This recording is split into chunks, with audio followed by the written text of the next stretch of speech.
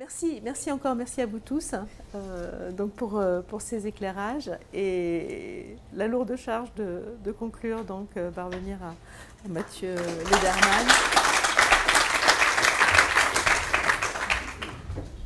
Une conclusion ou une synthèse? Vous aurez peut-être du mal à faire une synthèse, mais bon, je pense qu'il y a des... Oui, ça a été très riche aujourd'hui, oui.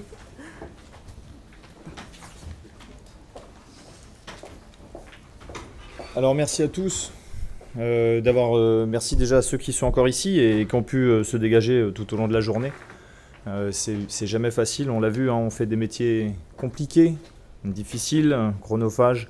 Avant de conclure, avant de me lancer dans le mot de la fin, qui effectivement est une tâche particulièrement ardue vu la qualité des présentations, vu la complexité du sujet, je voulais remercier Dominique Lehal d'avoir animé la journée, qu'il a fait avec un vrai professionnalisme, puisqu'on n'est quasiment pas en retard. Donc, et je sais que ce n'était pas forcément facile sur toutes les interventions. Donc merci beaucoup, je pense qu'on peut l'applaudir. C'était un plaisir. Voilà, alors innovation et sécurité, vaste sujet. On n'a pas évoqué les définitions de base.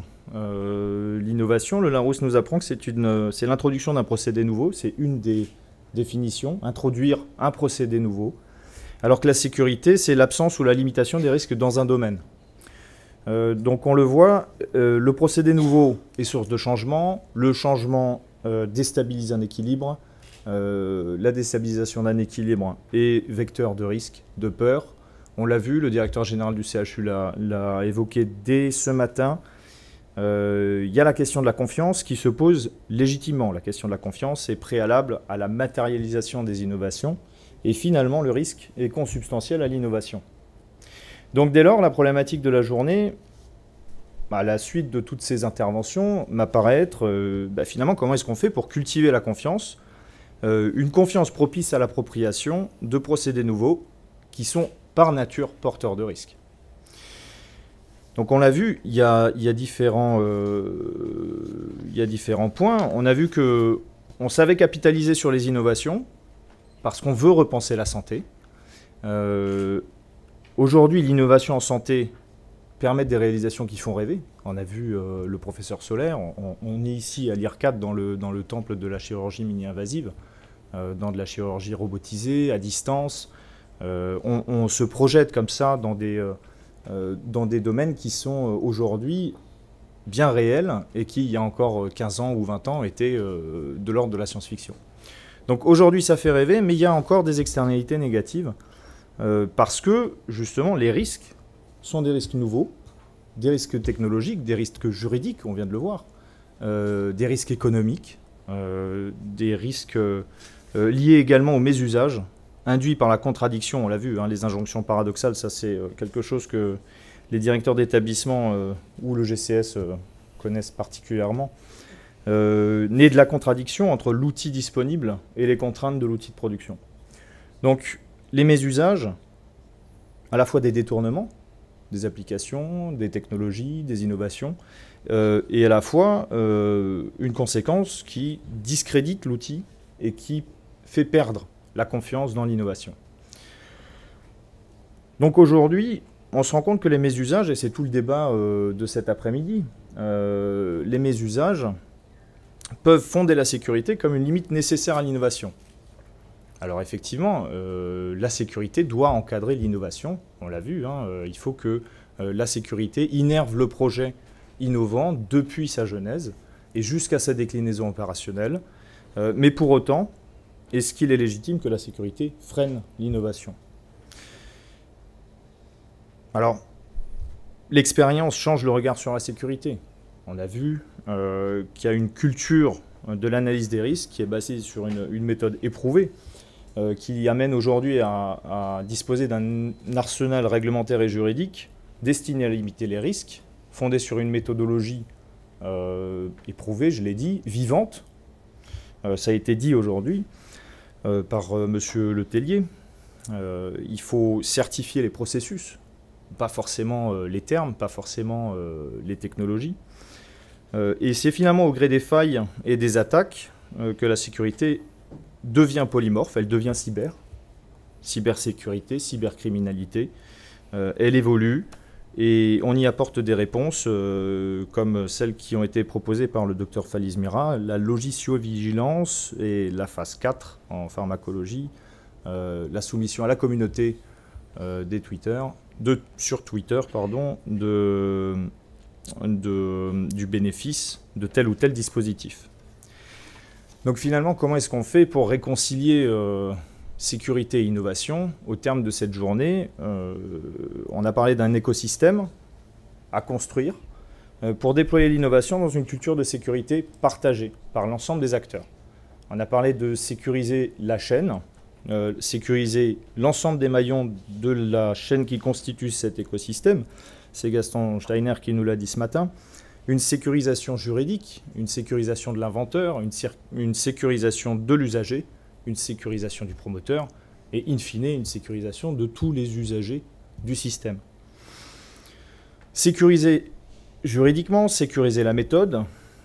On a vu la présentation de Sébastien Letellier qui nous disait que finalement une innovation c'était une idée plus un besoin. Un besoin qui répond à une idée selon une méthode, déployée selon une méthode qui a effectué cette analyse des risques, sans rupture de confiance, du coup, constitue le prérequis au développement ou au déploiement de l'innovation dans le système de santé, dès lors que les institutionnels sont mobilisés. La région aujourd'hui a répondu présent, les établissements de santé ont répondu présent. On a un bel outil ici, IHU, IRCAD, CHU, qui permet le déploiement de ces innovations. Tous les acteurs sont mobilisés pour finalement favoriser la transformation du système de santé. Donc finalement cette réconciliation sécurité et innovation, comment est-ce qu'on l'opère? On a vu une méthode, une analyse des risques, un décloisonnement des acteurs, leur regroupement dans le système, dans l'écosystème dont j'ai parlé tout à l'heure, un écosystème homogène avec un même niveau de développement. Et là, la table ronde sur les établissements de santé est assez symptomatique, c'est-à-dire qu'on a les maillons faibles qui doivent opérer un rattrapage technologique, à la fois un rattrapage technologique pour se mettre au niveau des exigences induites par les institutionnels nationaux, mais également un rattrapage conceptuel sur les bonnes méthodes, les bonnes pratiques en matière d'analyse de risque. Donc une véritable culture de la gestion de risque qui doit se diffuser par capillarité. Et ça, eh bien, on l'opère. Alors je lisais un tweet, oui, on dit un tweet, moi je ne suis pas sur Twitter, je devrais. Je lisais un tweet, à écart de 10 ans entre un CHU et un CHR, et un centre hospitalier de proximité. C'est peut-être vrai. Moi, je ne sais pas. En tout cas, ce que je sais, c'est que la mutualisation des expertises du CHU, du CH, du médico-social, de la médecine de ville, du public et du privé permettent de favoriser l'émergence de cet écosystème et de favoriser cette diffusion par capillarité de la culture de gestion de risque, des exigences en matière de sécurité et des exigences en matière d'ergonomie. On l'a vu aussi cet après-midi, la pédagogie doit rapprocher les experts sécurité des exigences d'ergonomie du métier. Pas de déploiement de l'innovation sans appropriation de l'acteur de terrain. Enfin, et là encore, M. Balouet et M. Letellier nous l'ont dit, il faut expérimenter pour éprouver les innovations comme les dispositifs de gestion des risques pour favoriser, pour apprendre systématiquement toujours de nos erreurs, de nos failles, de nos lacunes. Voilà, donc une conclusion brève. Réconcilier la sécurité et les innovations, finalement, ça revient à réduire les inégalités. Inégalités entre les zones urbaines et les zones rurales, entre les petits établissements et les gros, entre le médico-social et le sanitaire, entre l'ensemble des acteurs, à la fois en termes de qualité de soins, qualité de prise en charge et d'accessibilité de cette prise en charge à l'ensemble de nos résidents. Donc finalement, se fixer comme objectif de réconcilier la sécurité et l'innovation, c'est peut-être le meilleur moyen, le moyen le plus durable en tout cas, dans cette conjoncture caractérisée par la révolution des nouvelles technologies de l'information et de la communication, d'effectuer, de réaliser avec efficacité notre mission de prise en charge de nos patients et nos résidents. Et je finirai peut-être par cette phrase de Sénèque à laquelle j'ai pensé tout au long de la journée. Ça n'est pas parce que c'est difficile qu'on n'ose pas, c'est lorsqu'on n'ose pas que tout devient difficile. Merci à tous.